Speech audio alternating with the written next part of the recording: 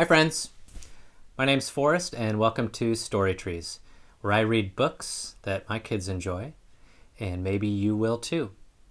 Today we are reading Corduroy by Don Freeman.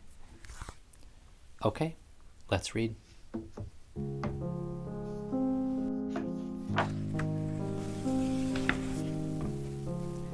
Corduroy is a bear who once lived in the toy department of a big store. Day after day, he waited with all the other animals and dolls for someone to come along and take him home. The store was always filled with shoppers buying all sorts of things, but no one ever seemed to want a small bear in green overalls.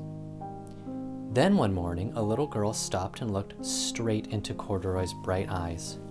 "Oh, Mommy," she said, "look, there's the very bear I've always wanted." "Not today, dear," her mother sighed. "I've spent too much already. Besides, he doesn't look new. He's lost the button to one of his shoulder straps."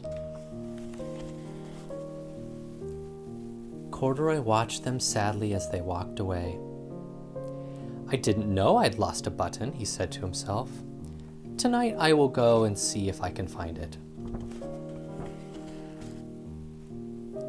Late that evening, when all the shoppers had gone and the doors were shut and locked, Corduroy climbed carefully down from his shelf and began searching everywhere on the floor for his lost button.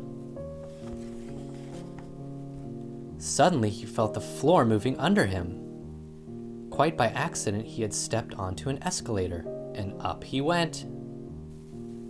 Could this be a mountain, he wondered? I think I've always wanted to climb a mountain. He stepped off the escalator as it reached the next floor, and there, before his eyes, was the most amazing sight. Tables, chairs, lamps, and sofas, and rows of beds.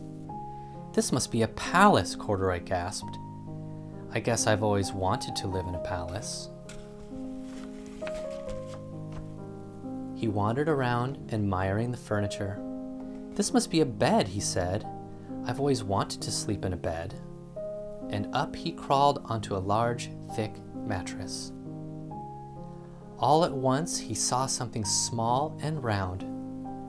"Why, here's my button," he cried, and he tried to pick it up.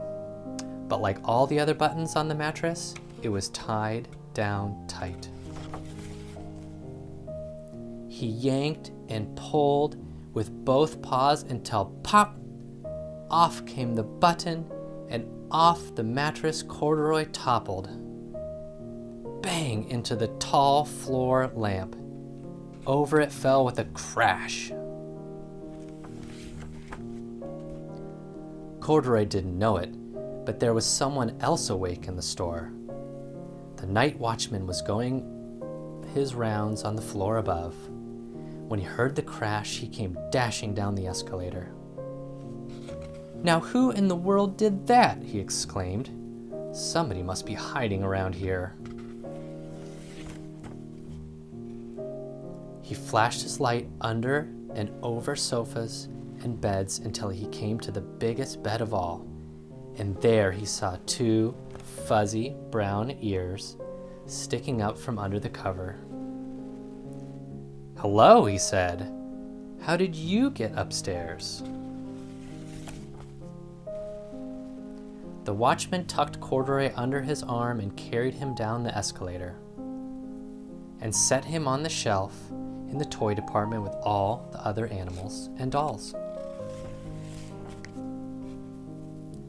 Corduroy was just waking up when the first customers came into the store in the morning, and there, looking at him with wide, warm smile, was the same little girl he'd seen only the day before.